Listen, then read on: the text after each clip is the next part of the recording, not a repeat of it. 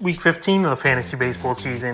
And here's a few pitchers I look to add this week. So after coming off the short break, I'm still going to recommend guys to add this week as the week's going on still and ends next Sunday for most matchups. That started on Friday. The first guy, Jack Flaherty of the St. Louis Cardinals. So right here, Jack Flaherty, he's turned things around a little bit over the month of the season. We know this Cardinal team, one of the worst starting pitching staffs in all Major League Baseball. But Jack Flaherty, at least, like I said, has turned things around over the last few weeks and has given this rotation some stability. So on the season here, 98 and 2/3, 7-5 record, 96 Ks, a 4.30 ERA, 1.57 WHIP, and 7 quality starts on the season here for Flaherty. So like I mentioned, over the last month of the season's been solid for him. 25 innings, 4-0 record, 21 Ks, a 3 ERA, 1.48 WHIP, and 3 quality starts in the time. So right now, available in 50% of fantasy leagues. This Cardinal offense, it's been hit or miss this season, even though we know they got great hitters like Arenado, Goldschmidt,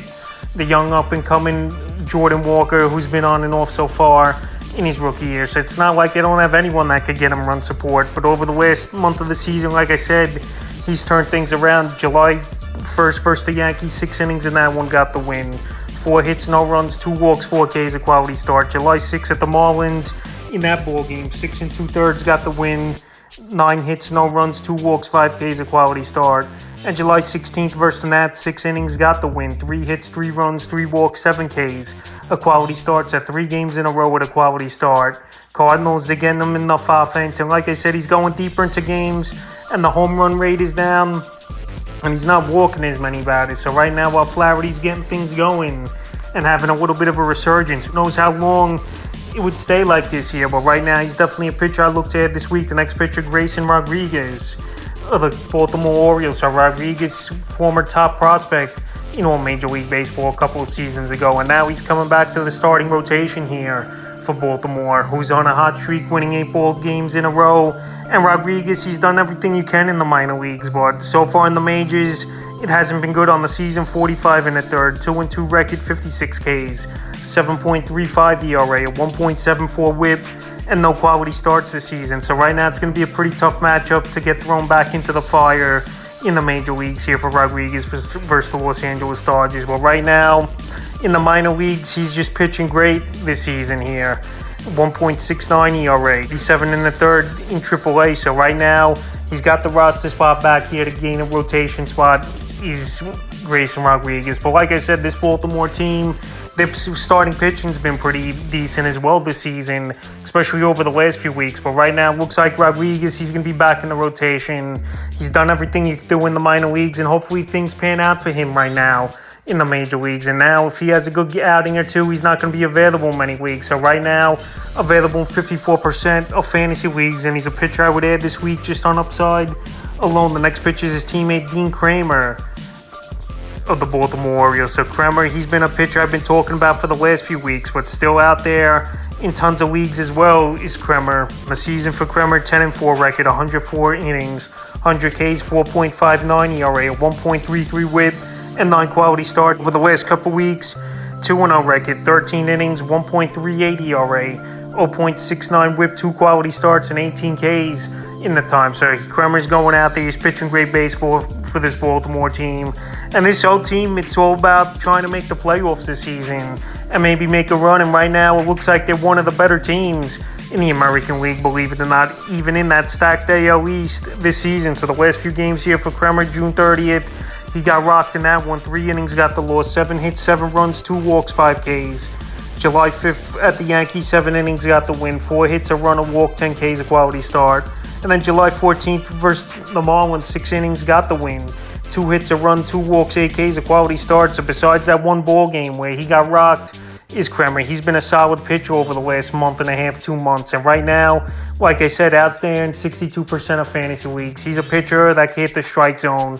The K rate has definitely gone up for him as well. Over the last 3 games, 23 strikeouts. And he's getting the run support, and he's on one of the better teams in the league, like I mentioned, is Kremer. So right now, while he's still out there in a decent amount of leagues, he's definitely a pitcher I look to go out there and get this week. The next pitcher is Quinn Priester of the Pittsburgh Pirates. So Priester, one of the top prospects in the system here for this Pittsburgh Pirate team. And now he's coming up to the big leagues to make his major league debut. here today versus the Cleveland Guardians. So Priester, hasn't been that great in the minor leagues, but there hasn't been much in this rotation in the back end for the Pirates. They've been going with Beto, Luis Ortiz, and Roansy Contreras on and off this season. So right here, Priester in the minor leagues, 4.31 ERA, 87 2/3, 84 strikeouts, 35 walks with a 1.36 whip. So right now, he's going to be on this roster now for this Pirate team. I'm assuming for the remainder of the season, no matter what, this Pirate team, I know they're still in the hunt a little bit in the wild card, but it's highly doubtful they're going to come back from 10.5 games out and jump 6 or 7 teams to make that third wild card spot. So right now, it's about the kids. Priester, it's a pretty good outing to break in versus a mediocre to poor Cleveland Guardian offense here in his major league debut. So right now, he has a decent strike rate, about a strikeout per inning.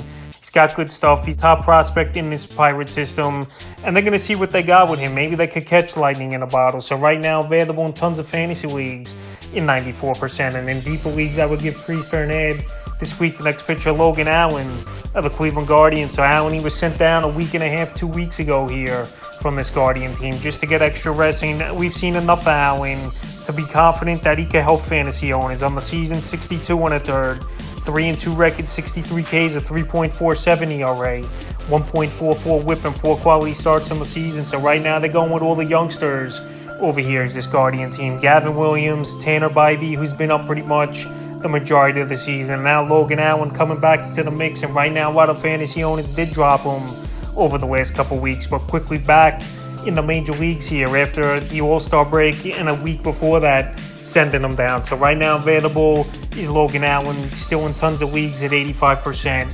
He's going to keep the ERA down. The whip's pretty solid this season, and he's got pretty good control for a young rookie. And like I said, this Guardian team, they're going all in with the youngsters now at the pit in the rotation here in the second half of the season. So right now, I think he can help fantasy owners. 12-team leagues or deeper for sure is Logan Allen.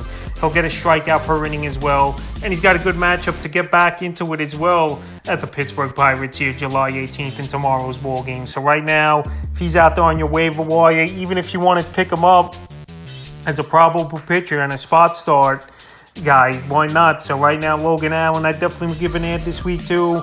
And he's underrated. He's a guy with good stuff. And like I said, he's keep the ERA down pretty decent this season.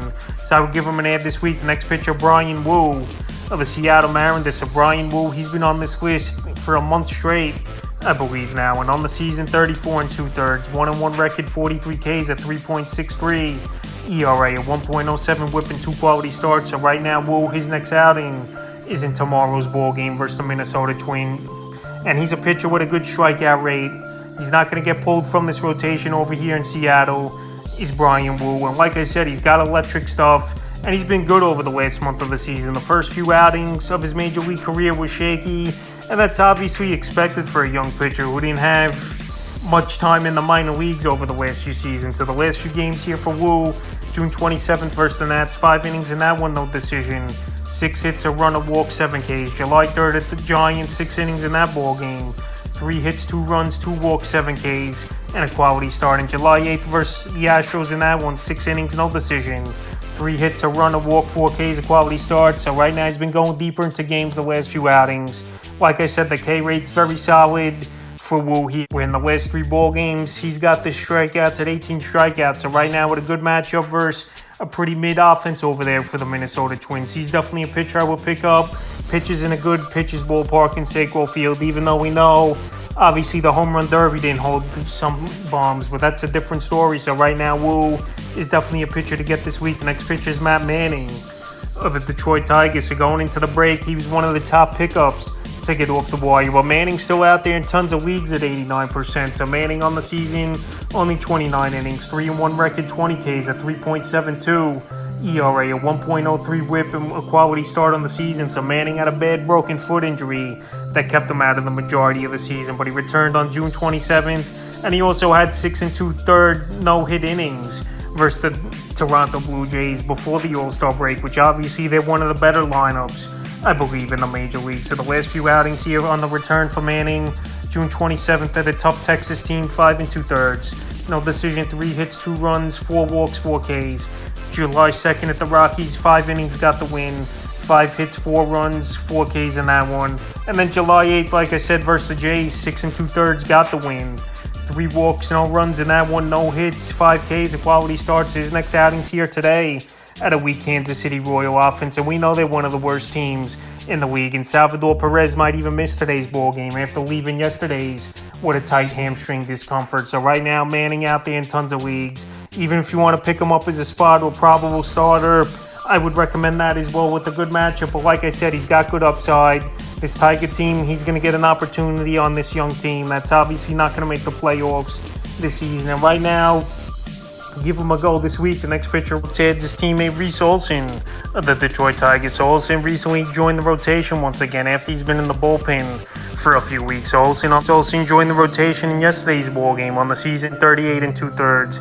1-3 record, 40 strikeouts, a 4.02 ERA, 1.01 whip, and a quality start on the season. So right now, this Tiger team, just like I said about Manning, they're going to go with the young kids.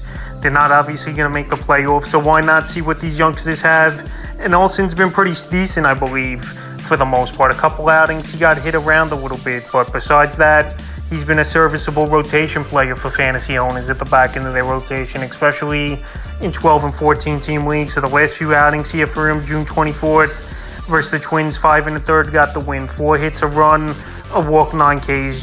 June 29th at the Rangers, 1 2/3 in that one. 3 hits, a run, a walk, 2 Ks.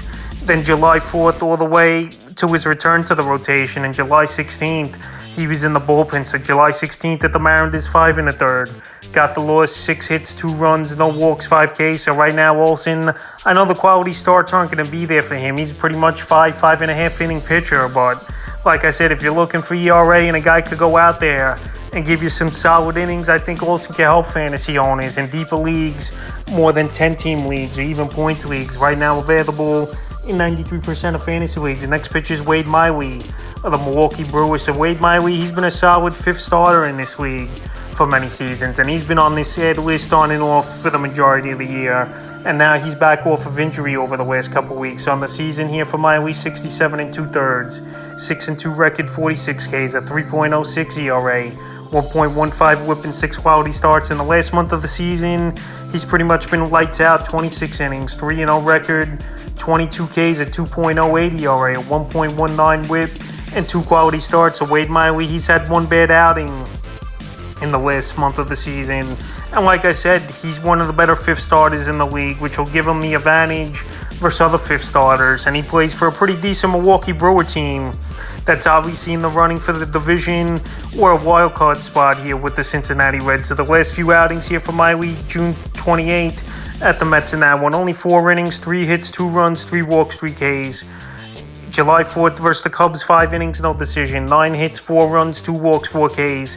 And then July 9th versus the Reds, he came out with a big game, 6 innings, got the win, 4 hits, no runs, 3 walks, 8 Ks, a quality start. So right now, Miley out there, still in tons of fantasy leagues at 59%. He could eat you some innings. Some games, yes, he's going to give up a lot of runs in the home run ball. But for the most part, the ERA's been down this season, almost at a 3. And over the last month of the season, only a 2.08. So right now, you could do way worse than having Wade Miley in your rotation at the back end for fantasy owners. And I would give him an ad this week. In the final pitcher, I look to add Jose Quintana, the New York Mets. So Quintana signing a 2-year, $26 million contract in the offseason with the New York Mets. And he's been out the whole season with a fractured rib. But now he'll make his New York Met debut July 20th versus one of his former teams, the Chicago White Sox. So last season for Quintana between the Pittsburgh Pirates and the St. Louis Cardinals, 165 2/3, 6-7 record, 137 Ks, a 2.93 ERA,